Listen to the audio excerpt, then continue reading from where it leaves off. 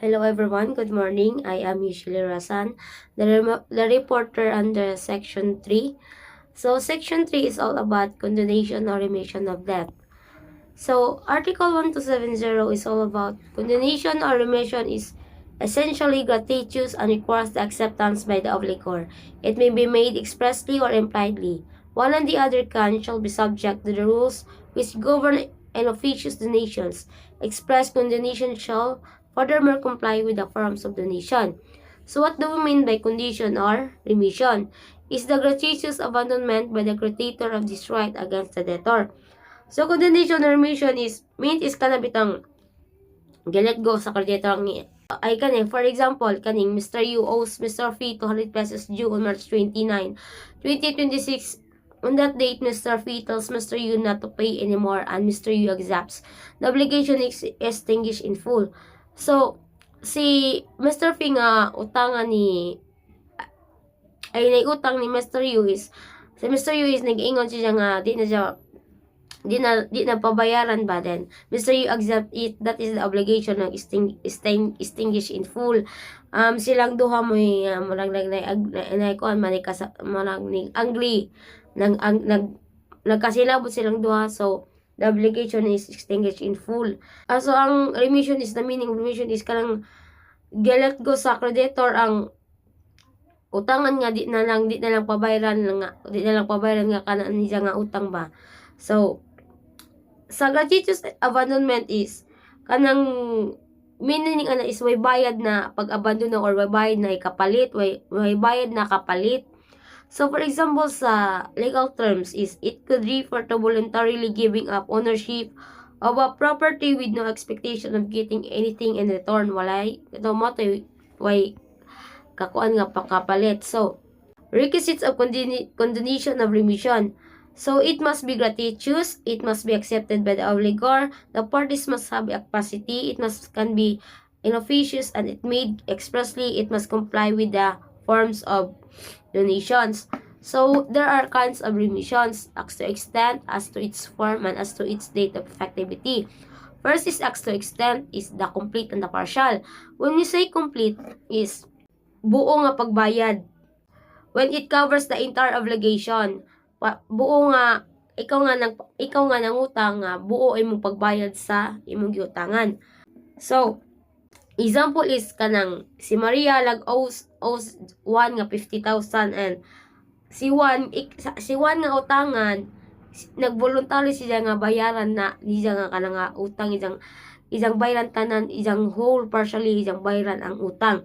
So Maria is no longer liable for any part of the debt kay gibayaran naman og full. So next is a partial. When we say partials, syempre kato nga di ang whole. So partial means is only a portion of the obligation is waived. If Maria owes 50,000 and one agrees to accept 30,000 as full settlement, the remaining 20,000 is remitted and Maria is discharged from the portion. So mo to ikan ng si Maria is utangan sa 50,000 but si Juan is mo accept ra siya 30k ra ang ibayad ni Maria. So na remaining at 20k, so Maria is discharged from that portion. So second is so as to its form.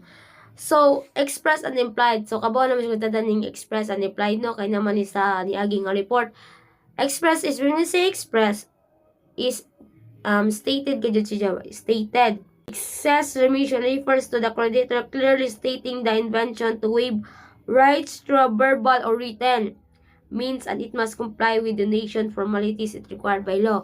So express is either written or verbal. If written is kanang through promissory note na sila agreement na permahan nga mo na ilagpaila nga nakabayad na ka na kay proof nga nagbayad na ka para imong papirmohon dagtuwa ang imong giutangan kay if magkahiunsa na kay pruwiba nga kana nakabayad na ko if mo deny ang creditor.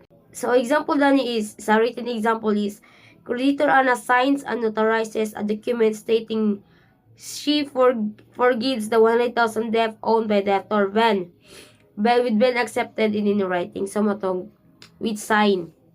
So, ang implied is, ay ang verbal example is, during a face-to-face conversation witnessed by two people, Anna tells Ben she no longer requires him to repay the 100,000 debt and Ben accept the remission.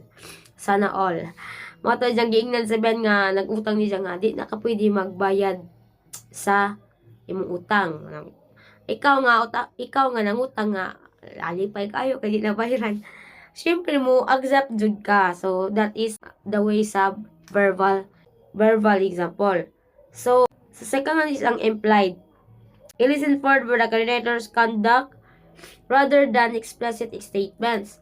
So, example ni is kanang Ben owes Anna 200,000 but only pays 50,000. Nagbayad lang siya 50,000. So, Anna issues a receipt stating full payment.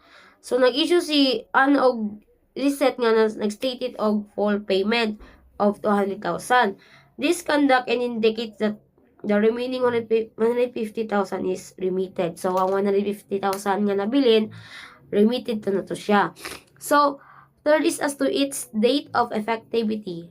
No, nasa ni Agi nga report inter vivos and mortis causa. When we say inter vivos, when it will take effect during the lifetime of the donor. Ma-effect rin siya when the lifetime of the donor, while mortis causa is the death. Death man ang mortis causa. So, ang inter vivos is literally meaning between the living. It refers to acts or arrangements that take effect during the lifetime of the person making them. They are voluntary and require the consent of all involved parties of the time of execution. It takes effect during the creditor's lifetime and must comply with donation formalities it required by law. So, example is, si creditor Carlos signs a written document, so ma-apply da ni ang sa express nga written. Signs a written document stating he remits the 80,000. Nag-sign si Jag written document nga ni-remit na si Jag 80,000. 80,000 nga utang owed by debtor Diana. And Diana accepts in writing. So, si Diana accepts in writing. The remission becomes effective immediately upon signing and acceptance. So, ma-effect lang ang remission if nag-sign nanay through signing na and accept between two parties. Then, mortis causa is it only takes upon the creditor's death. Diyang magkamatay. And must be done through a will as it is considered a testamentary disposition. So, effect ang kaning mortis causa when example is si creditor Elena includes a clause in her will stating that upon her death, if mamatay kuno si Ja, the 150,000 debt nga owed by debtor Francisco is remitted. After Elena passes by, if mamatay na si Elena, and the will mo effect na ang mo effect and the will is probated. The remission becomes effective to mo effect si Jakay. Sa mortis causa is the death of the creditor man. And Francisco is motong nanay obligation si Francisco nga muhatag sa ijang utang ni Elena. So Francisco is no longer liable for the death. So effect of any officious remission. While a person may make donations, no one can give more than that which he can give by will. Otherwise, the excess shall be inofficious and shall be reduced by the court accordingly. So the term combines inofficious. It means that di siya maayo nga di mabuti or hindi di jud sapat, di nararapat, di jud siya maingon nga sakto jud siya ba. Meaning not in accordance with duty, excessive or against the proper order of succession. Was a proper order ba? So, mo lang di siya ingon nga makabuti jud siya or nararapat jud siya. Then, so Article 1272 is all about the delivery of a private document evidencing a credit made voluntarily by the creditor to the debtor implies the renunciation of the action which the former had against the latter. If in order to nullify the waiver, it should be claimed to to be inefficacious, the debtor in his heirs may uphold it by proving that the delivery of the document was made in virtue of payment of the debt. So, ang kaning Article 1 to 70 is all about implied. When we say implied is, kanang di tahasang di verbally ba, but through actions siya, ijang gipakita through actions. For example is, kanang ang creditor is, kusang loob na siya nga muhatag sa nangutang niya nga sa isang private document like promissory note unya mga kasunduan nila sa utang. If kana nga situation nga muhatag na ang creditor og kanang promissory note or mga proof nga nangutang jud niya ng debtor, it means nga kanang need na ay murag ay dyan ang kwaon ang kolektahon na niyang utang ba, murag maningil na siya sa debtor. Then presumption in case of voluntary delivery of documentation of event and indebtedness by creditor. First is presumption of implied remission.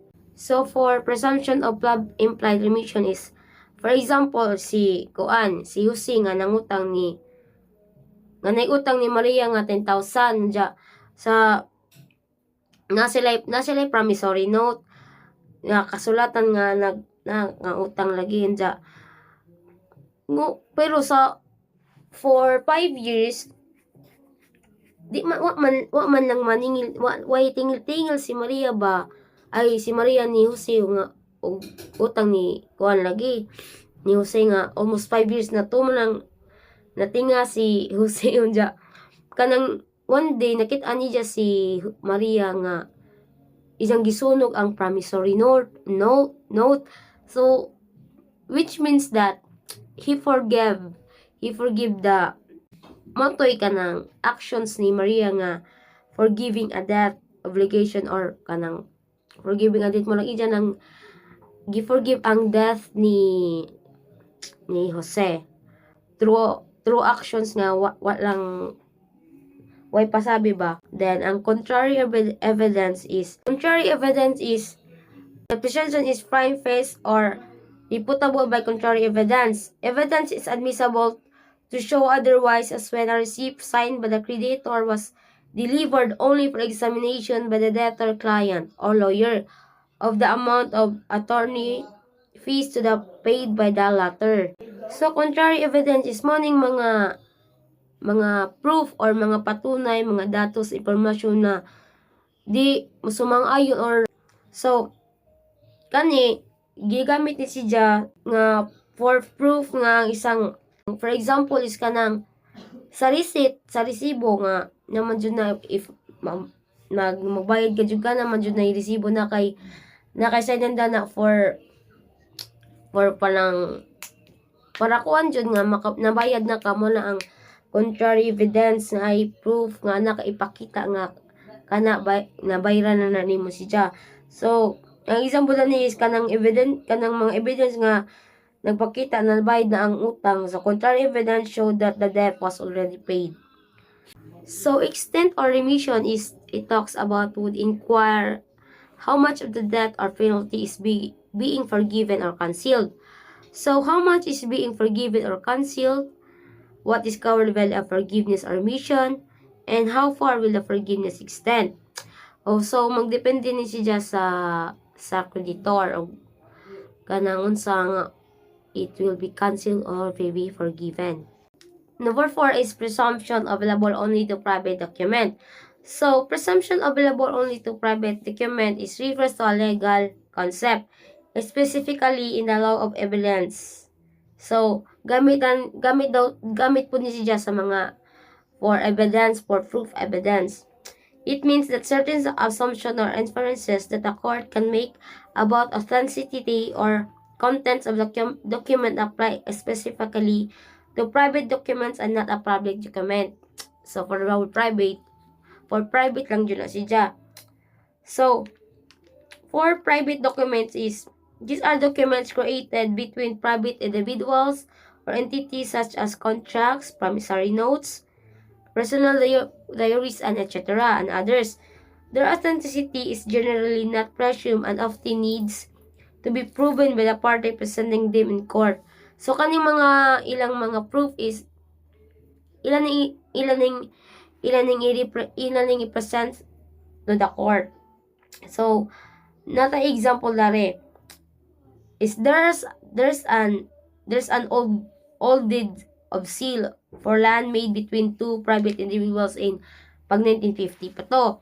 Then this document has been in the custody of the buyer's family ever since and is passed down through generations. So now they want to use it as evidence in court. So ilang gamiton ni siya para katong ang papel nga na this document, katong document nga napasa na through generation matong ilang ilang pakita nga proof or evidence sa court. So for Article 1272 is whenever the private document in which the debt appears is found in the possession of the debtor, it shall be presumed that the contrary is proof. So, whenever kaning Article 1272 is whenever the private document or ang ilang promissory note is stated, if ang katong promissory note is naa ni debtor, it shall be presumed that the contrary is proved. So, another example then is a presumption in case document evidencing the debt is in the possession of the debtor.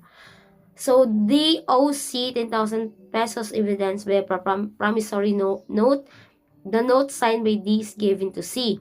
So, if the promissory note is voluntarily delivered to D, the presumption is that the debt must have been paid by D. Kay voluntarily na naman niya gi-delivered ni D ang katong promissory note. So, naobligasyon si ang nangutang nga it must have been paid by D sa creditor.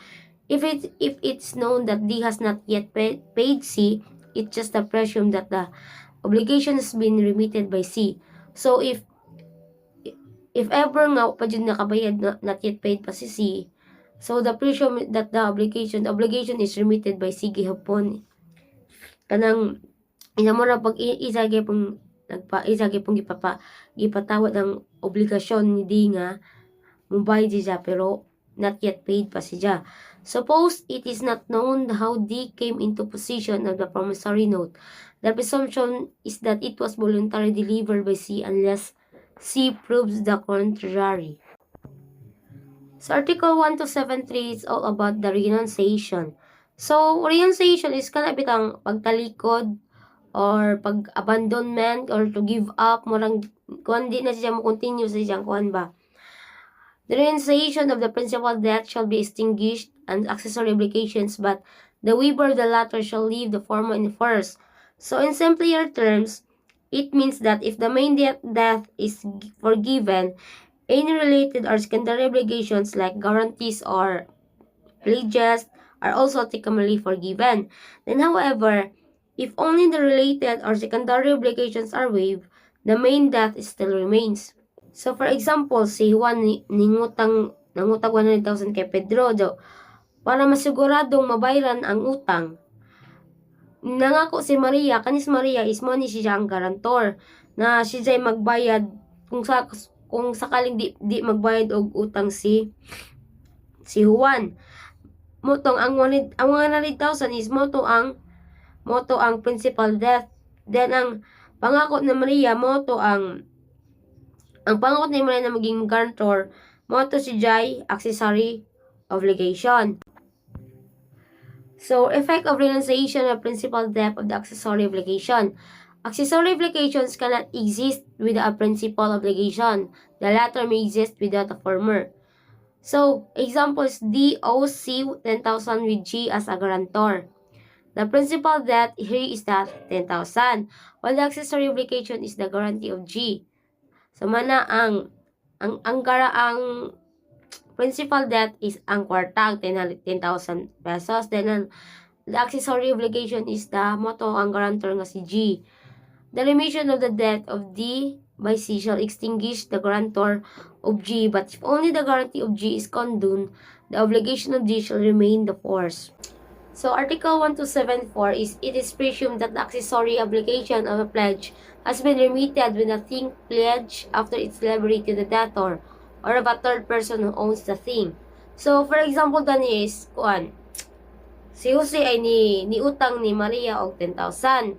Then, for the, para sure nga mobayad si siya, para seguridad nga para sa siyang utang, si Jose, ijang kwintas nga gold is ijang gisangla ni Maria. So, it means, hawak ni Maria ang, hawid to ni Maria until nga makabayad si Jose sa ijang utang nga 10,000. Moto, so, ang ijang principal obligation dito is ang kwarta mo to ang 10,000. Then, ang ijang accessory obligation dito is mo tong ijang accessory obligation or ang pledge is mo tong katong kwintas nga gold.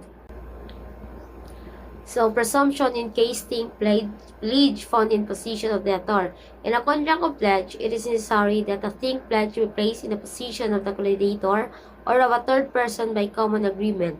A third person who is not a party to the principal obligation may secure the latter by pledging his own property. If a thing pledged is later found in the handle of the debtor or the third person only, the accessory obligation of pledge is presumed remitted, not the obligation itself. The debtor shall continue to be indebted but he does not have to return the thing pledge.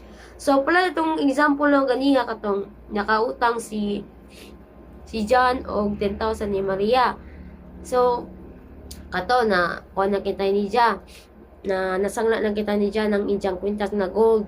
Then, ay ra makuha ni John og kanang makabayad na sa just ijang utang nga 10,000. So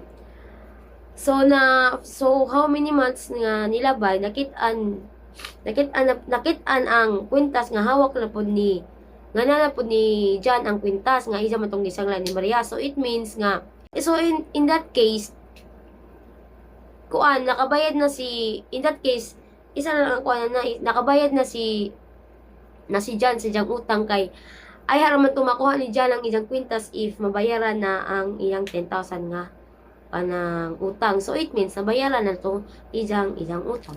So that's all po, ma'am. Thank you and God bless.